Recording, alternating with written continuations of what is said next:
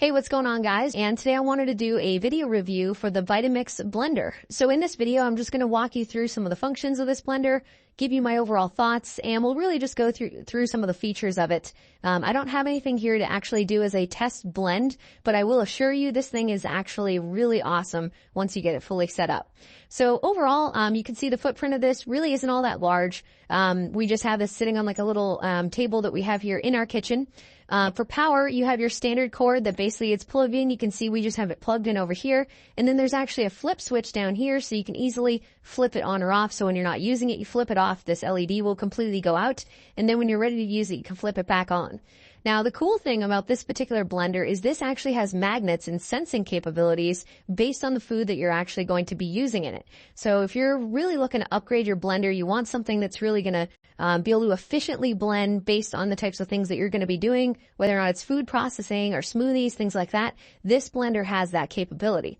You have the large lid that's included here. So this actually has a spin piece here at the top base. These actually unclip from the top, and this whole piece actually comes up. And then you also have your pour spout up here at the top. So this is actually fairly easy to maneuver and utilize. You have a very, very large blade here, as you can see right out in the base. And this will hold more than enough capacity. If you wanted to make a nice smoothie for like the whole family or something, you could do this. With this actually off, you can see this has a small piece here. It's almost like a specific sized spinner mechanism that attaches to the blade.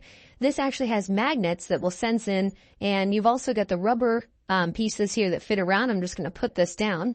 You have the rubber pieces here that basically keep it in place, and then that mechanism sits right in the middle. Now, in terms of settings, this is basically on the base setting. Once you go to 1, you're now able to flip this up on the right side, and this is going to be used more for smoothies, where the left side is more, I think, for like purees and things like that. It's very simple. You flip it up once, and it will automatically run for about a minute in terms of time. And when you're done, if you want to run it more, extend the blending time, you can simply go back to 1 again, flip the switch again, and it will run for that time. I have found with things like ice, it does have like overheat protection. So if you try to immediately go up to like a really high setting, let's say I go all the way to 7 or 8 and I've got ice in there, it will actually shut off on you. So what I recommend is running this on setting like 1 or 2 if you're using something heavier such as ice or other things like heavy fruit, things like that.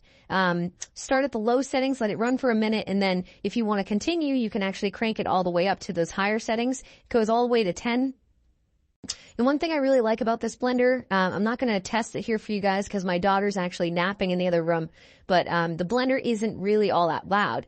We had another blender that was just like a nuisance. Every time you run it, it's like really annoying. You can't even talk to other people. This one's a little bit more moderate in its design.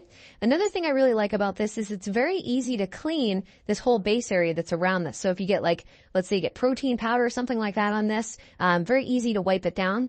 You do have the, basically the vent fan here in the back, and overall it does have nice rubber feet, so it's not going to be moving around on you. We had another blender where every time you ran it, the whole blender would literally shift, on its basically, where it sat. And this has some really heavy duty rubber feet on the bottom, so it's not going to move around on you.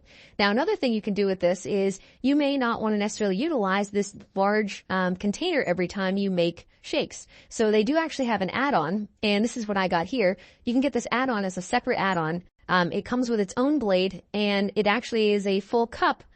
So what I like to do is actually mix my ice.